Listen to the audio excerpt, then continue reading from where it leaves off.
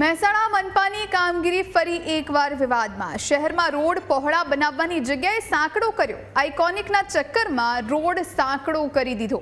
Visnagar link road 12 મીટરમાંથી 7 metre કરી નાખ્યો। યુજીવીસીએલથી માનવ આશ્રમ તરફના રોડને સાંકડો કરી દેવાયો। ફૂટપાથ પાર્કિંગની સુવિધા ઊભી કરી રોડ 4 માર્ગીય બનાવ્યો। રોડ સાંકડો થતાં ભવિષ્યમાં ટ્રાફિકની સમસ્યામાં વધારો થશે। સ્થાનિકોએ કહ્યું, મહેસાણામાં ઉલટી ગંગા વહે છે। આમ તો કોઈ પણ શહેરમાં ભવિષ્યમાં ઊભી થનારી ટ્રાફિકની સમસ્યાને ધ્યાનમાં રાખીને રોડ જે હયાત હોય તેને પહોળો કરવાનો વિચારવામાં આવે, પણ મહેસાણામાં ઉલટી ગંગા વહી રહી છે। મહેસાણામાં હું આપને એક એવો રોડ બતાવી રહ્યો છું કે જે રોડને આઇકોનિક રોડ બનાવવાના ચક્કરમાં 12 મીટરના હયાત રોડને 7 મીટર બનાવી દેવાયો છે। આ એ રોડ છે કે જે રોડ મહેસાણા માનવ આશ્રમ વિસ્તારને જોડે છે અને આ જ એ જ મુખ્ય રોડ છે કે જેનો ગાંધીનગર, અંબાજી, વિસનગર તરફ જવાનો આ મુખ્ય રોડ છે।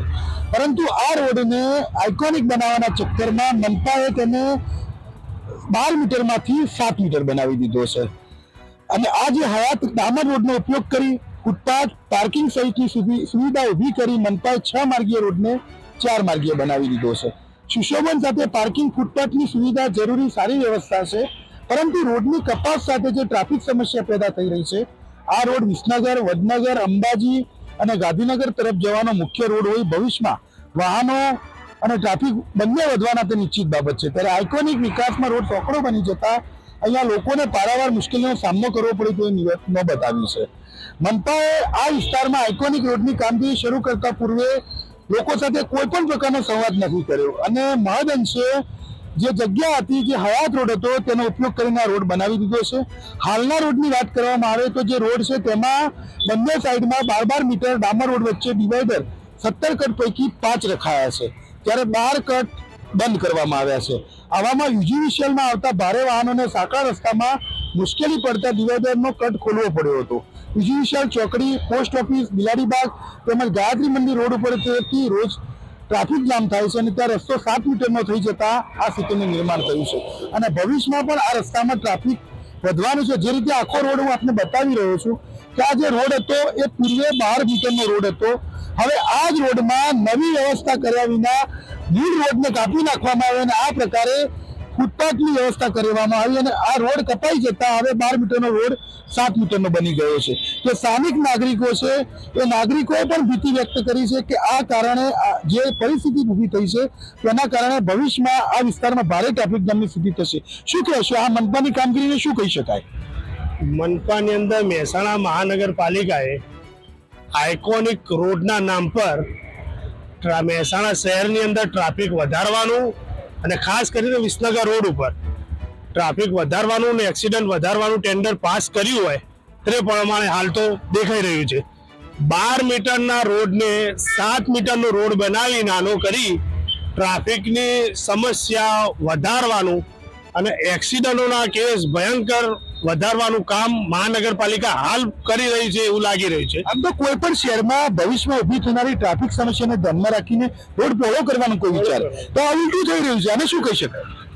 એ જ ખબર પડતી નથી સાહેબ। હવે આટલા લોકો, આવા કમિશનરો સારા બેઠેલા છે, ભણેલા, એમને વિચારવું જોઈએ કે અહીંયા આપ જોઈ શકો છો કે અહીંયા સ્કૂલ પણ આવેલી છે। હવે ટ્રાફિકની સમસ્યા અહીંયા એટલી થાય છે, અમે સ્કૂલ છૂટવાનો ટાઈમ થશે તો આપ જોઈ શકો છો નાના છોકરાઓ અહીંયાથી નીકળે છે, એક ગાડી અહીંયા પડી રહે સાઈડમાં તો જવાનો રસ્તો જ બચતો નથી। તો એ રીતે અન્ય નાગરિકો પણ છે, ભૌતિકભાઈ શહેર કોંગ્રેસ અગ્રણી પણ છે। ભૌતિકભાઈ, મનપાની કામગીરીને આપ કેવી રીતે જુઓ છો? આ વિસનગર મહેસાણાને જોડતો લિંક રોડ છે।